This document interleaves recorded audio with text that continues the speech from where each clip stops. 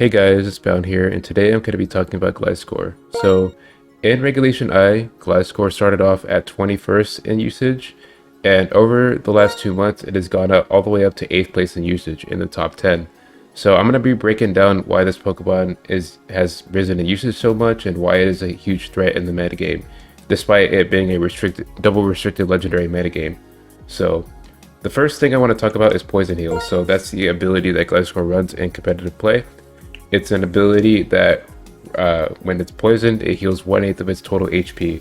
And so because of this, pretty much most Gliscors run a Toxic Orb, which poisons Gliscor after one turn of it being out on the field.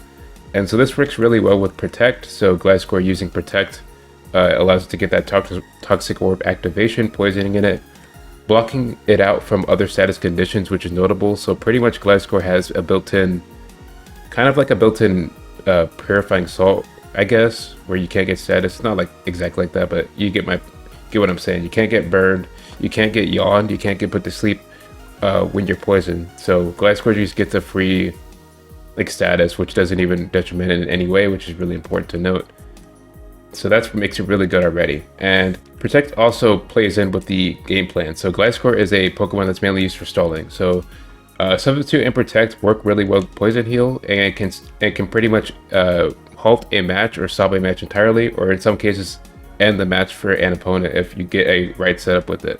So with Substitute and Protect, you get 1/4 HP after 2 turns. So if you Substitute the first turn, Protect the next turn behind the Substitute, you get the HP back with Poison Heal, which allows you to use the Substitute again the following turn. So this creates a loop in which Gliscor can just indefinitely halt the match while not losing any HP in the long run.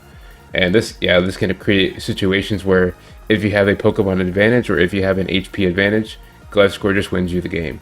And so Gliscor kind of warped the meta where you kind of need like a Pokemon to hit through the Substitute or just have a multi-hit in order to prevent these situations. So we see Pokemon like Urshifu Water with Surging Strikes. You see, things like Calyrex Ice with Icicle Spear. You see, substitute penetrating moves like Sparkling Aura from Primarina or Ursaluna Blood Moon's Hyper Voice. Things like that can punish Gliscor for existing. But the thing about Regulation I is that the legendary Pokemon protect Gliscor very well from these countermeasures. So Ursaluna Blood Moon dropped a lot in usage just because it has trouble handling top legendary Pokemon, especially when there's 2 legendary Pokemon you have to deal with now. So it just loses to like things like AV Koraidon or like a lot of Calyrex Shadows run grass moves nowadays. A lot of Lunalas are just too bulky for Ursaluna to deal with, and so all these options just make it very hard for Ursaluna to function, as well as Primarina dropping and Urshifu Water dropping. Urshifu Water is kind of picking back up due to Gliscor picking up, but still, it just makes it very hard to counter because when you threaten Gliscor, it can just switch out, and like preserving Gliscor is a very problematic situation if they can get it very safely, because by this point Gliscor could have already gotten some toxic spikes off, or it could have already spread poison throughout the entire team, or just weakening it, getting rid of items with knockoff, Earthquake for good damage and stuff like that.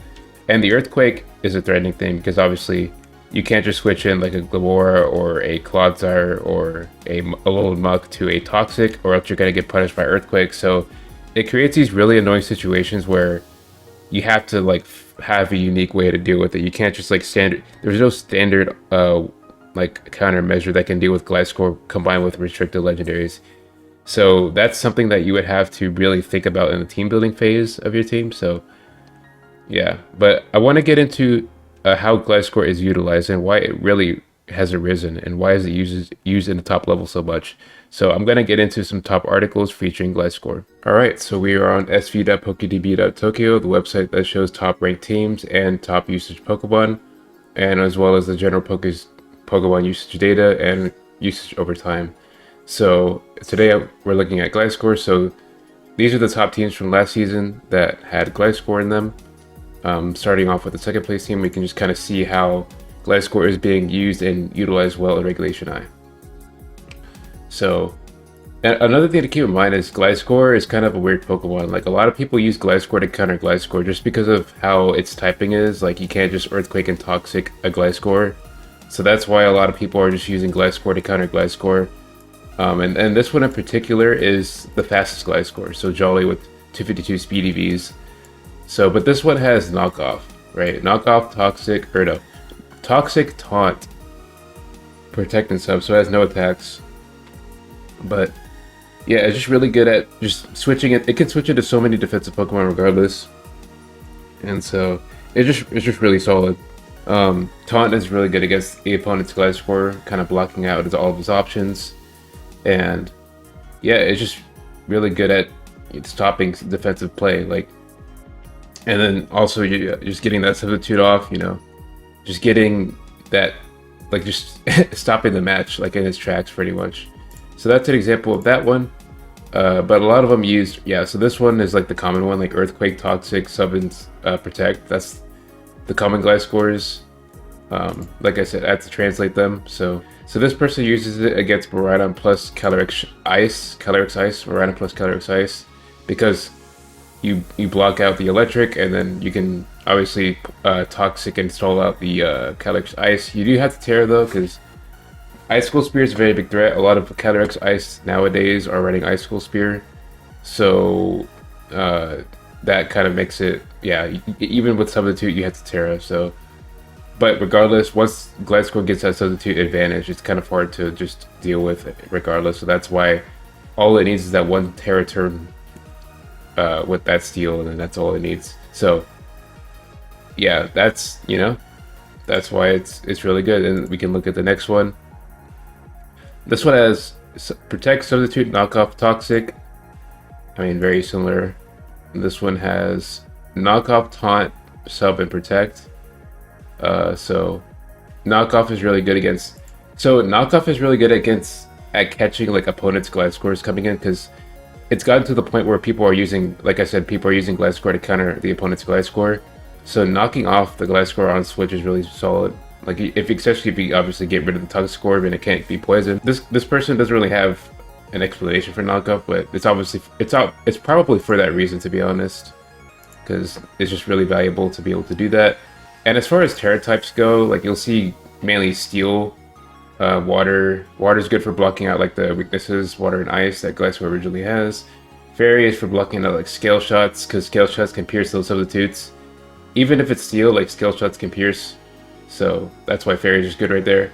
And then Dark is for, I guess, for the Astral Barrages coming out for Calyrex Shadow, and also the Prankster stuff from Grimmsnarl. I guess you can block out parting shots. So Gliscor has that thing where you can just Toxic a Grimmsnarl, or Terra Dark Toxic Grimmsnarl, and then put a sub up, and then that's gonna be like, it's just gonna stall out Grimmsnarl's potential, because Grimmsnarl just wants to switch out. But if you're just toxic stalling out the screens and all that, and then you block parting shot, that's really good.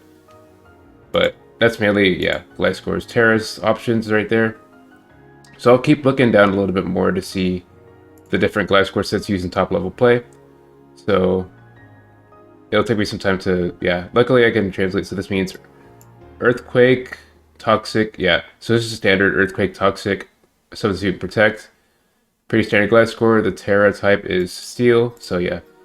And then, so yeah, pretty standard there. This one has a Sash Gliscor, so Gliscor gets so if you guys didn't know, Gliscor has the ability to use all three hazards. So it gets Toxic Spikes, it gets Spikes, and it gets Stealth Rock.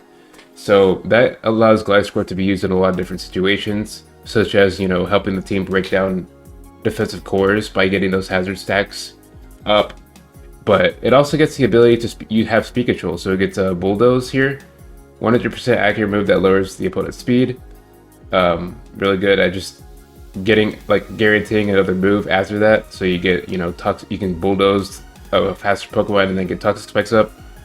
And Taunt is really good at shutting down opponents' like setup options, especially Tinglu's, because Tinglu is the most common Pokemon in the meta game. If you guys didn't know, it's the #1 used Pokemon. So taunting that thing, because especially since the most common sets are hazard spam sets with Whirlwind, so if you taunt a yeah, if you taunt a Tinglu, that thing's not doing anything because, especially if you have Toxic. So Toxic plus Taunt is like the best. Gliscor with Toxic and Taunt is the best counter to Tinglu pretty much because you like Ruination can't really. It doesn't have any long-term effects because Gliscor has Poison Heal, and then Toxic is just going to like wear it down. And even if it tears into a Poison type, so a lot of Tinglus tear into Poison type. Earthquake is super effective now, so Earthquake becomes super effective, and that's why Gliscor is so good because if you immune Toxic, a super effective type Earthquake is coming your way. And granted, Gliscor doesn't have the highest attack; it's around 90, 95, I think.